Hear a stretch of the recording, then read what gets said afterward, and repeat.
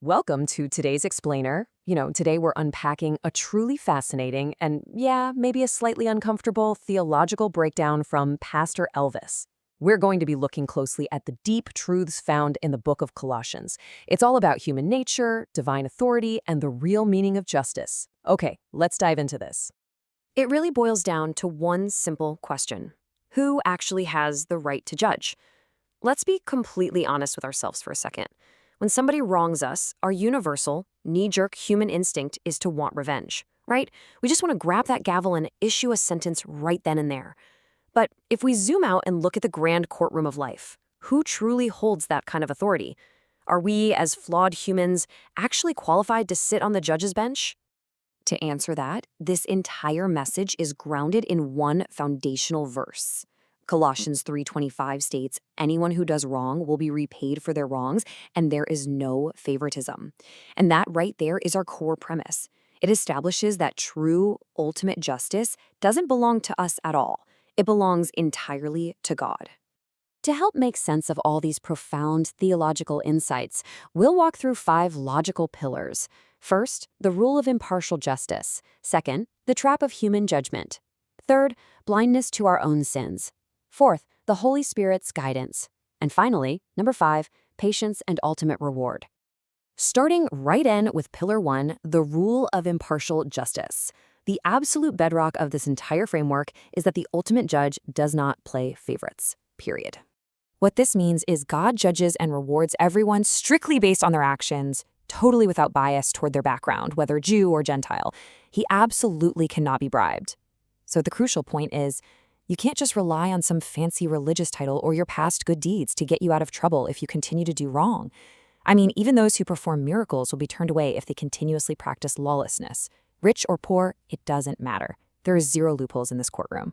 Which brings us right to Pillar 2, the trap of human judgment. Because if God is the perfect, impartial judge, what happens when we try to take over his job? Well, we fall into a really dangerous habit. Think about that courtroom metaphor. Our human judgment is inherently flawed. It's highly emotional, it's hypocritical, and honestly, it's usually just a mask for revenge. We just want the people who hurt us to suffer. And this brilliantly illustrates the massive contrast with divine judgment. God's perfect law is perfectly impartial, righteous, definitive, and importantly, holds the actual power to either save or destroy. There is literally only one true lawgiver. Here is a really striking psychological argument from the pastor to consider. When we sit around judging others, we are essentially acting as if God doesn't exist, or at the very least, that he's somehow incapable of delivering justice himself. By taking matters into our own hands, we are quietly telling the supreme lawgiver that, well, we just don't trust his timing or his methods. It's a pretty profound shift in perspective when you stop and think about it. And that naturally leads to a major complication. Pillar 3, blindness to our own sins. The main reason we are completely unqualified to hold the judge's gavel is simply that we are entirely blind to our own hypocrisy. Just look at how incredibly easily we justify our own missteps. We'll take money from our parents and casually claim, oh, it's not a crime because, it's family money. Or, as the book of Proverbs vividly describes, someone committing adultery, metaphorically wiping their mouth and saying, I've done absolutely nothing wrong, treating it like it's just business as usual. We even offer our blind or lame animals, basically our leftover minimal efforts, to God, assuming he just won't notice or won't mind. We are absolute experts at minimizing our own faults while completely magnifying the faults of everybody else. This quote from Malachi 1:8 captures this dynamic perfectly. When you bring blind animals for sacrifice, is that not wrong? Try offering them to your governor. Would he be pleased with you? Think about the sheer absurdity of this for a second. We shortchange the creator of the universe in ways we would literally never dare shortchange a human boss or a local politician. We try to pass off our absolute worst, yet somehow we still have the audacity to think we are qualified to judge our neighbor. Wild, right? So, how can we possibly fix blind spots that we cannot even see? That brings us to Pillar 4, the Holy Spirit's guidance. Because humans simply can't perceive their own errors naturally, we require an external helper. The Holy Spirit acts exactly like a mirror. It convicts the world of sin, righteousness, and judgment, revealing those hidden faults we so naturally justify to ourselves.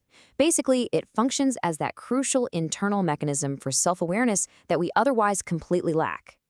Let's move to and see how this builds into a structured 4-step path to forgiveness drawn straight from Proverbs. Step 1. Recognize the sin when the Spirit reveals it. You have to actually see the dirt in the mirror first. Step 2. Confess it openly without hiding or making excuses.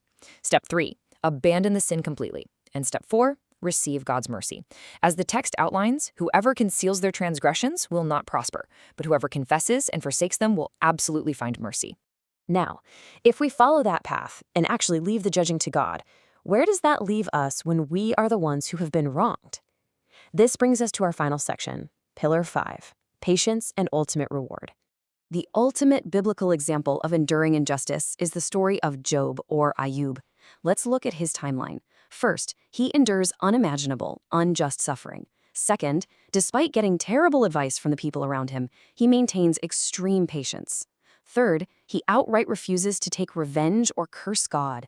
And finally, the fourth phase, he receives ultimate restoration directly from the judge.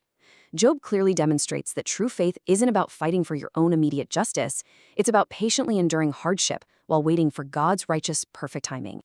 The incredibly empowering takeaway from this entire breakdown is this: dropping your desire for revenge frees you to live in absolute peace. Leaving vengeance to God is not a sign of weakness, guys. It's not you somehow losing the battle. It is a profound path to spiritual freedom. When you truly realize the ultimate judge sees everything, punishes wrong impartially, and rewards the faithful, you no longer have to carry that heavy, exhausting burden of holding grudges. So here is the final provocative thought I want to leave you with today. Are you ready to surrender your gavel and completely trust the ultimate judge? It's a really challenging question for sure, but answering yes might just be the most freeing decision you ever make. Thank you so much for joining me for this explainer. I really hope these insights have sparked your curiosity and maybe challenged your perspective a bit. Until next time, keep learning, keep growing, and keep questioning.